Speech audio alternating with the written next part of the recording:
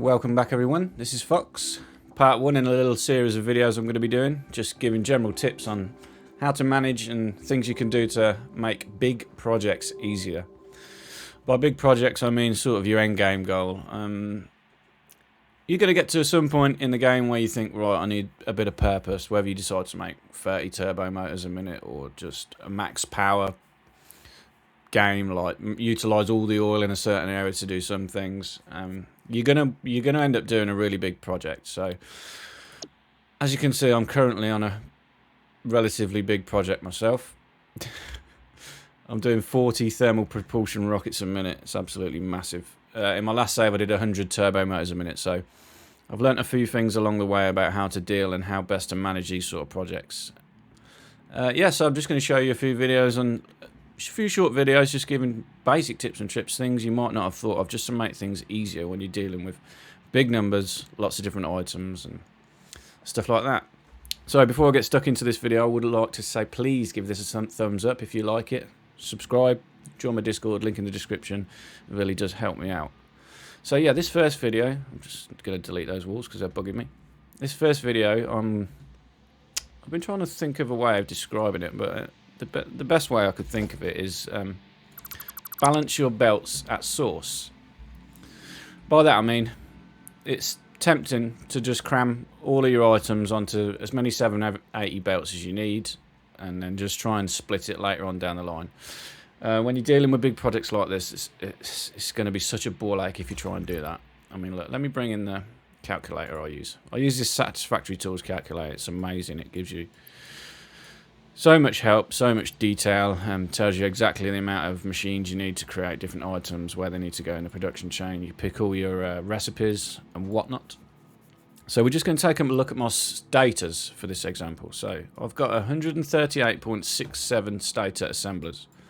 These stators have got to go to 3 different places. They go into turbo motors, standard motor assembly and wriggle motors. There is a reason that I'm not making all these motors in the standard way. It was to do with products that I already had in regards to rubber and steel pipes and stuff that I made in my giant oil refinery project that you've probably seen if you've been following my channel. So yeah, these stators need to go to 3 different places. Look at these numbers: 48.89, 48, 484.44, 160 you could do quite easily. Could you?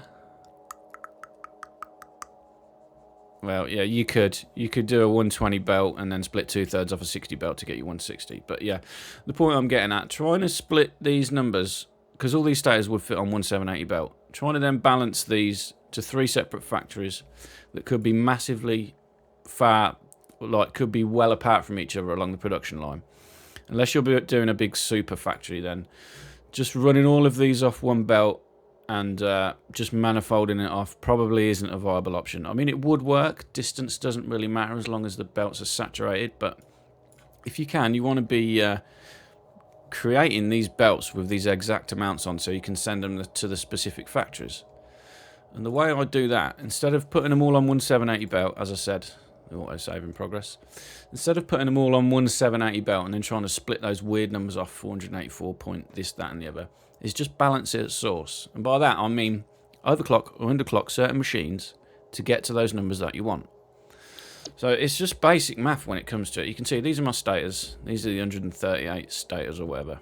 You can see I've got 3 belts of stators here.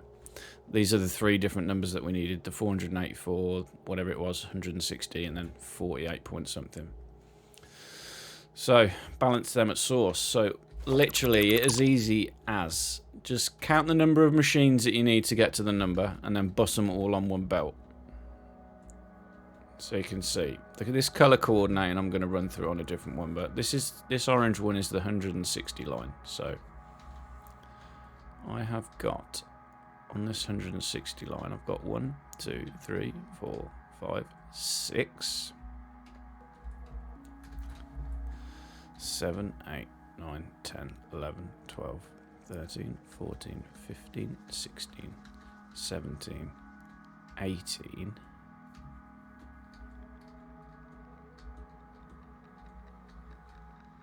19, 20, 1, 2, 3, 4, 5, 6, 26. Let's just have a quick look. 26 times 5 is 130, so there must be some more. We've missed some. I believe they were merged at the front here before I started counting. Yep. 26, 7, 8, 9, 10, 11, 12. So, that's it. That's how you do it. Nice and peasy squeezy. I mean, if the numbers don't add up perfectly, I mean, these machines run out 5 a machine. I've probably counted that wrong, but I mean, if we do 160 divided by 5, it would have needed 32 assemblers to do that. I was at 24, and there was another stack of 8 there or so, so...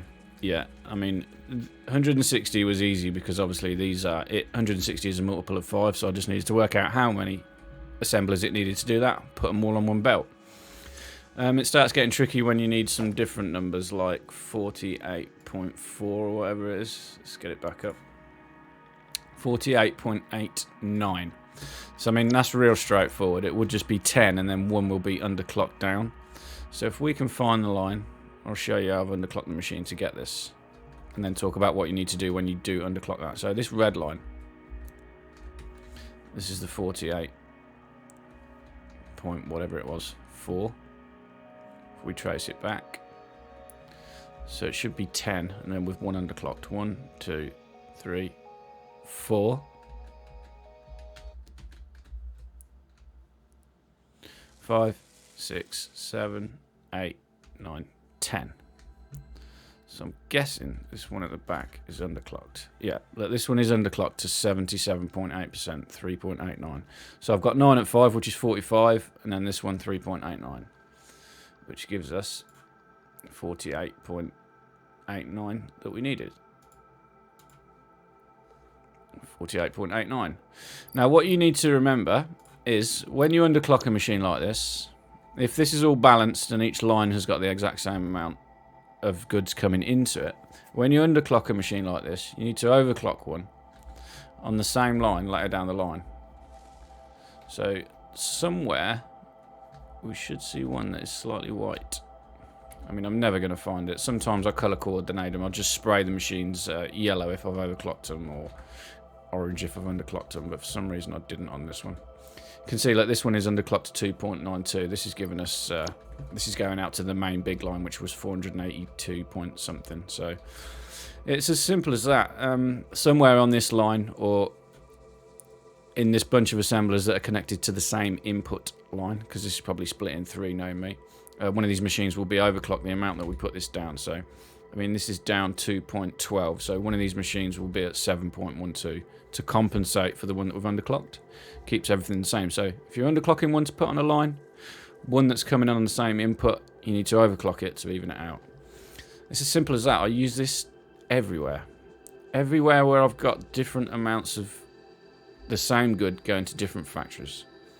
Color coordination is a basic thing that I use as well, but I'm going to do a real small video on that.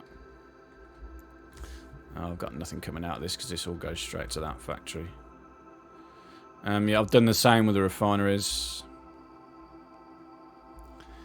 You can see varying amounts of ingots coming out on these belts. They're color coordinated, so I know how much is on each one or which project they're going to. Yeah, just balance your belts at source. Save you all the hassle of trying to split weird fractions and decimal points off of belts later down the line. Just overclock and underclock the machines in your factory. Send it all onto the belt where it's ready to go in the exact amount that you need for the next process.